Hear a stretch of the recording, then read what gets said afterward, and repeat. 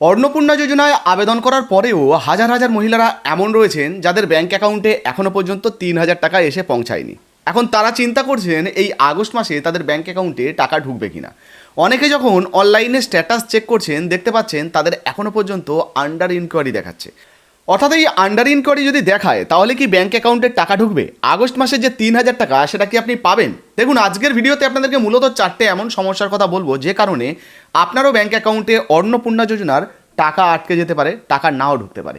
আবার 3টে এমন সমস্যার সমাধানের কথা বলবো যে স্টেপগুলো যদি আপনি ফলো করেন তাহলে অন্নপূর্ণা যোজনার 3,000 টাকা এই আগস্ট মাসেই হয়তো আপনার ব্যাংক অ্যাকাউন্টে ঢুকে যেতে পারে। তো চলুন প্রথমে এক এক করে আমরা এই অন্নপূর্ণা যোজনার যে সমস্যাগুলো প্রথমে রয়েছে সেগুলো একটু জেনে নিই। মানে কারা কারা টাকা নাও পেতে পারেন, কোন কোন কারণে টাকা আটকে যেতে পারে। দেখুন, 1 নম্বরে এই যে কারণটার বিষয়ে আপনাদেরকে জানাবো সেটা হচ্ছে ডিবিটি লিঙ্ক, অর্থাৎ ডিরেক্ট বেনিফিট ট্রান্সফার। এক্ষেত্রে অনেকেই বলতে পারেন যে দাদা ডিবিটি লিঙ্ক আমার করার কী দরকার, আমার তো ব্যাঙ্ক অ্যাকাউন্টের সঙ্গে আধার কার্ডের লিঙ্ক রয়েছে। দেখুন, আধার কার্ডের সঙ্গে ব্যাঙ্ক অ্যাকাউন্টের লিঙ্ক আর ডিবিটি লিঙ্ক দুটো আলাদা জিনিস। সরকারি যে সমস্ত প্রকল্পের সুবিধাগুলো দেওয়া হয় ডিবিটির মাধ্যমে, মানে ডিরেক্ট বেনিফিট ট্রান্সফারের মাধ্যমে দেওয়া হয়। আপনার কাছে 3টে ব্যাঙ্ক অ্যাকাউন্ট থাকতে পারে, 3টে ব্যাঙ্ক অ্যাকাউন্টের সঙ্গে আধার কার্ডের লিঙ্কও থাকতে পারে, কিন্তু ডিবিটি লিঙ্ক শুধুমাত্র একটা অ্যাকাউন্টের সঙ্গেই হয়। আপনারা যারা যারা এনপিসিআই থেকে ডিবিটি লিঙ্ক করেছেন তারা অনেকেই হয়তো জানবেন। তো একবার আপনার যে ডিবিটি লিঙ্কটা করা আছে কিনা চেক করে নেবেন, যদি না করা থাকে তাহলে করে নেবেন। আর যদি আপনি না করেন তাহলে কিন্তু আপনার ব্যাঙ্ক অ্যাকাউন্টে হয়তো টাকা আসবে না, সমস্যা হতে পারে। বুঝতে পেরেছেন? টাকা কিন্তু আটকে যেতে পারে। এবার 2 নম্বরে আপনাদেরকে জানাবো অন্নপূর্ণা যোজনায় আপনি অফলাইন কিংবা অনলাইনে আবেদন করেছেন। আবেদন করার সময় যদি আপনি ভুল তথ্য দিয়ে থাকেন বা ভুল ফর্ম ফিল আপ করে থাকেন সেক্ষেত্রেও কিন্তু আপনার অন্নপূর্ণা যোজনার এই টাকা আটকে যেতে পারে।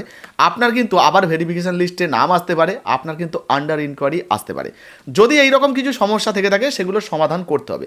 কোন কোন স্টেপ ফলো করতে হবে বা যাদের সমস্ত কিছু ঠিক রয়েছে তারা কী করলে টাকা পাবেন সেটা কিন্তু জানাবো। তো যাই হোক, মোটামুটি অন্নপূর্ণা যোজনায় যদি আপনি কোনো ভুল ফর্ম ফিল আপ করেন, ভুল তথ্য দেন, তাহলেও কিন্তু আপনার টাকা আটকে যাওয়ার সম্ভাবনা রয়েছে। এবার 3 নম্বরে যে আপডেটটার বিষয় আপনাদেরকে জানাবো সেটা হচ্ছে ব্যাঙ্ক অ্যাকাউন্ট। দেখুন, আপনি যে ব্যাঙ্ক অ্যাকাউন্টটা দিয়েছেন সেই ব্যাঙ্ক অ্যাকাউন্টে যদি কোনো রকম কোনো সমস্যা থেকে থাকে, কেওয়াইসি আপডেট করা নেই, ডিবিটি লিঙ্ক করা নেই, বা যে ব্যাঙ্ক অ্যাকাউন্টটা দিয়েছেন ধরুন সেটা বহুদিন থেকে বন্ধ রয়েছে বা বন্ধ ব্যাঙ্ক অ্যাকাউন্ট, সেক্ষেত্রেও কিন্তু আপনার ব্যাঙ্ক অ্যাকাউন্টে টাকা ঢুকবে না। তো আপনার যদি ব্যাঙ্ক অ্যাকাউন্ট জাতীয় কোনো সমস্যা থাকে সেটারও কিন্তু সমাধান করে নিতে হবে। আচ্ছা, এবার 4 নম্বরে যে আপডেটটা আপনাদেরকে জানাবো, মানে যে সমস্যার কথা আপনাদেরকে জানাবো সেটা হচ্ছে আপনার এই প্রকল্পে টাকা পাওয়ার যোগ্যতা আছে কিনা। দেখুন, প্রথমত আপনি কোনো মহিলা আপনি আবেদন করেছেন, আপনার স্বামী সরকারি চাকরি করে, তাহলে নতুন গাইডলাইন অনুযায়ী আপনি কিন্তু এই প্রকল্পে আবেদনের যোগ্য নন, এই প্রকল্পের টাকা কিন্তু আপনি পাবেন না। অর্থাৎ অন্নপূর্ণা যোজনায় আবেদন করেছেন, আপনার আবেদন কিন্তু রিজেক্ট হয়ে যেতে পারে। যদি আন্ডার ইনকোয়ারি আসে, আবার ডকুমেন্ট ভেরিফিকেশন করলে ধরা পড়লে সেটা কিন্তু রিজেক্ট হয়ে যেতে পারে।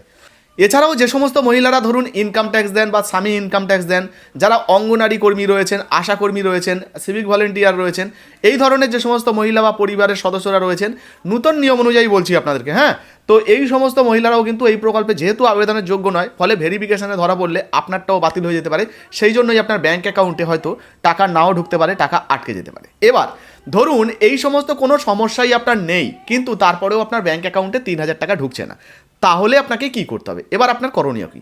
দেখুন, সমস্ত কিছু যদি আপনার ঠিকঠাক থাকে তারপরেও আপনার ব্যাঙ্ক অ্যাকাউন্টে টাকা ঢুকছে না, তাহলে প্রথমত আপনি অন স্ক্রিনে যে নাম্বারগুলো দেখতে পাচ্ছেন সরকারি হেল্পলাইন নাম্বার, তো মুখ্যমন্ত্রীকে বলো যে হেল্পলাইন নাম্বার রয়েছে আর কি, যা মানে আপনার সরকার, তো এই নাম্বারে আপনারা কিন্তু যোগাযোগ করতে পারেন। আর মুখ্যমন্ত্রীর এই যে নাম্বার রয়েছে বা দপ্তরের যে নাম্বারগুলো রয়েছে আমি নাম্বারগুলো দিয়ে দিচ্ছি স্ক্রিনে, এই নাম্বারে আপনারা যোগাযোগ করে আপনার যে অভিযোগ সেই অভিযোগের কথা জানাতে পারেন। দেখুন, সরকারি নাম্বার, আপনি একবার ফোন করলেই যে আপনারটা সমাধান হয়ে যাবে এমনটা নাও হতে পারে, আপনাকে হয়তো একটু পরিশ্রম করতে হতে পারে, বারবার চেষ্টা করতে হতে পারে। তো যদি ফোন করে আপনার সমস্যার সমাধান হয়ে গেল তাহলে তো ভালো, কোনো ব্যাপার না। যদি না হয় তাহলে স্টেপ 2 আপনারা ফলো করুন। দেখুন, প্রথমত আপনাদেরকে জানিয়ে দিই এই স্টেপ 2তে বিভিন্ন এলাকার পঞ্চায়েত বলুন, আপনি শহরে বসবাস করেন, মিউনিসিপ্যালিটি, ওয়ার্ড, এই সমস্ত জায়গা থেকে কিন্তু যে সমস্ত মহিলাদের আন্ডার ইনকোয়ারিতে নাম এসছে বা রিজেকশানে নাম এসছে, যারা টাকা পাচ্ছে না তাদেরকে ফোন করা হচ্ছে।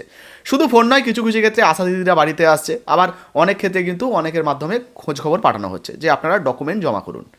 এবার এক্ষেত্রে আপনি যদি অনলাইনে আবেদন করেন, অনলাইনে যে অ্যাপ্লিকেশন ফরম্যাট রয়েছে, যেটা আর কি অ্যাপ্লিকেশন আইডির যে কপিটা, সেই কপিটা নিয়ে প্রিন্ট আউট নিয়ে সঙ্গে আপনার আধার কার্ড, ভোটার কার্ড, এই সমস্ত যাবতীয় ডকুমেন্ট নিয়ে আপনি আপনার পঞ্চায়েত, মিউনিসিপ্যালিটি বা ওয়ার্ডে গিয়ে কিন্তু জমা করতে পারেন।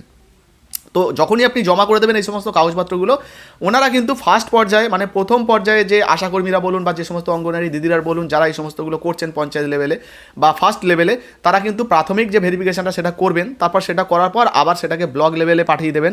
ব্লক লেভেলের যে সমস্ত ভেরিফাইং অফিসাররা রয়েছেন, তো সেই সমস্ত স্যারেরা ম্যামরা যারা রয়েছেন তারা আপনাদেরগুলো আবার যাচাই করবে। করার পর যদি মনে হয় তাদের যে আপনারটা যোগ্য রয়েছে, আপনারটা কিন্তু অ্যাপ্রুভ করে দেবে।